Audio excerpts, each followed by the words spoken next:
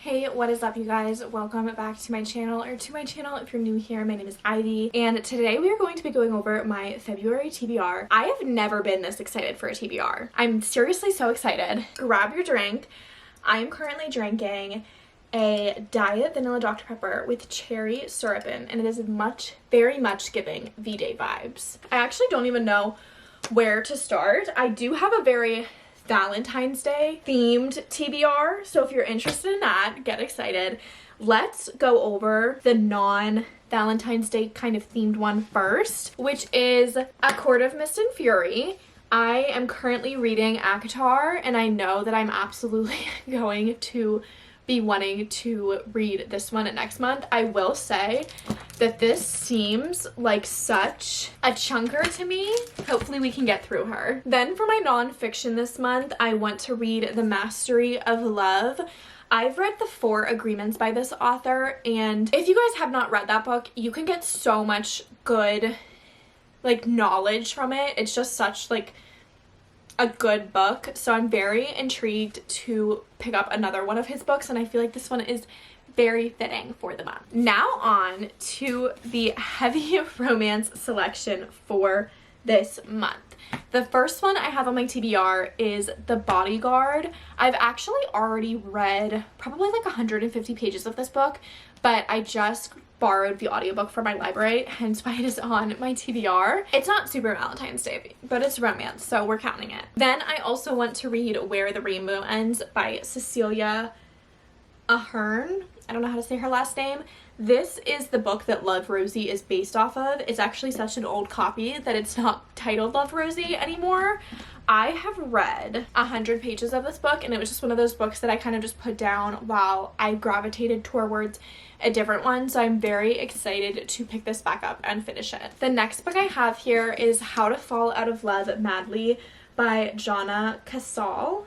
I just feel like this cover is absolutely perfect for the holiday season. This also kind of seems more of a literary fiction with romance in it. Let me read you the inside flap because I feel like this book isn't as widely talked about as some of the other ones I have here. Joe and Annie are friends and roommates in their early 30s whose lives aren't exactly what they imagined. To make ends meet, they decide to rent their extra bedroom to Theo, who charms Joe with his salt and pepper hair and admiration of their one-eyed cat. When Annie goes to live with her boyfriend, Theo and Joe settle into a comfortable domesticality.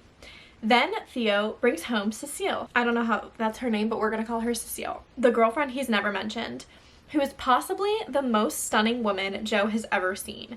Joe resolves into doing whatever it takes to hold on to Theo, falling even deeper into an emotional hellscape of her own making. She is too obsessed to realize that even beauty can't protect Cecile from pain. Haunted by an event from her past, Cecile can't escape her shame and finds herself in an endless cycle of self-sabotage. Annie is baffled by Joe's senseless devotion to Theo, but she's consumed by her own obsessions. She can't stop pausing her committed, phobic boyfriend's text to an exhausting mission to maintain his approval. At work, where she fully embraces her natural assertiveness, Annie is a star. But when an anonymous letter lands on her desk accusing her esteemed and supportive boss of sexual misconduct, she is forced to decide who and what she is willing to stand for. Perspective, morbidly funny, and full of heart, How to Fall Out of Madly examines women's many relationships with one another, their mothers, their work, men, and themselves, to reveal their underlying power and complexity. It asks, why do so many smart, compassionate, otherwise empowered women tolerate egregious behavior from men they love? And what will it take for them to reclaim control? This sounds so good. I feel like this is going to be such a fun read for the month. The next book that I have here, I'm reading for the book club that I'm in. I joined Sarah Caroli's book club, and I'm so excited for it. Sarah Caroli, her book club.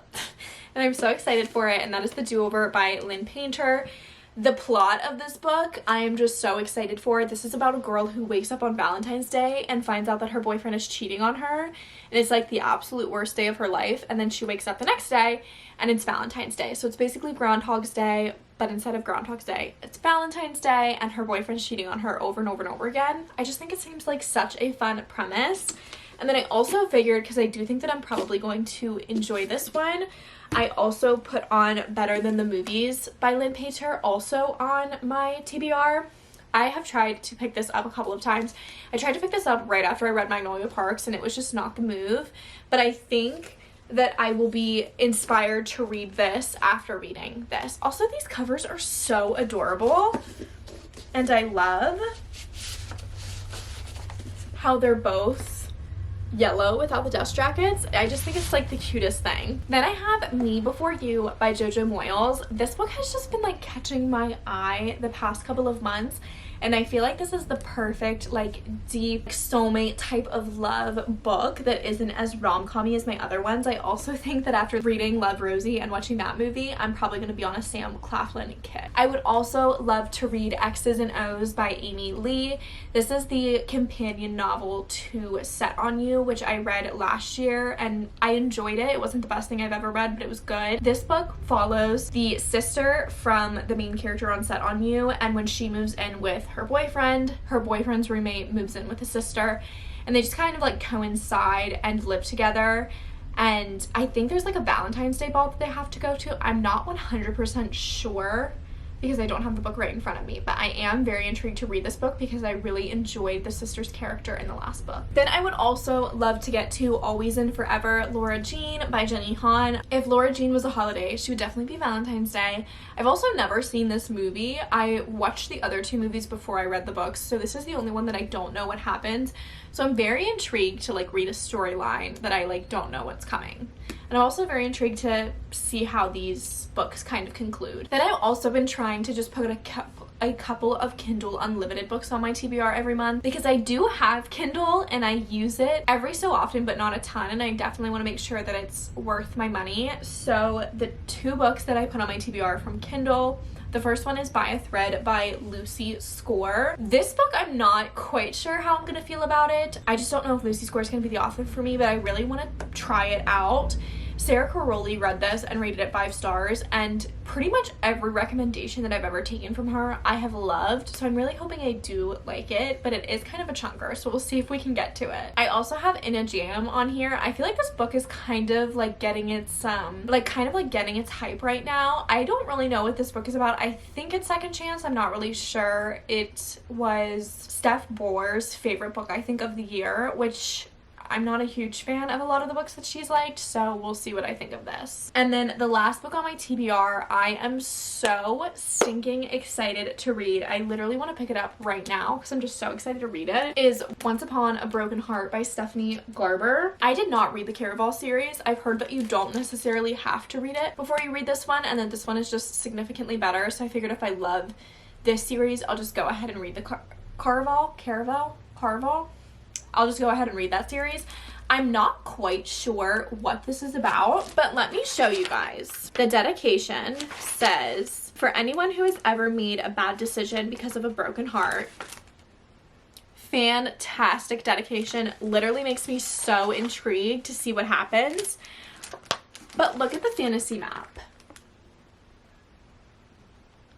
It is incredible. Look at that. It is so pretty. This is what I want with fantasy maps. This is amazing. It just makes me so excited to read it. Also, the text is huge, and that is my favorite thing ever because you read it so fast when the text is big. But that is everything on my TBR, you guys. 12 books. So comment down below which ones you don't think I'll be reading. I definitely don't think I'll be reading In a Jam or By a Thread. Those are my guesses, so I would love to know your guesses. I would also love to know what is on your TBR this month. I feel like a lot of people have similar TBRs this month just because there are so many like fun Valentine's Day themed new releases coming out. That is everything on my TBR. Thank you guys so much for watching this video. If you'd like to see more book content from me, make sure you check out my other videos and subscribe because I try to post book videos maybe like every other week, and I absolutely love making them for you guys. I love you so much. Thank you guys so much for watching, and I will see you guys next time. Bye guys.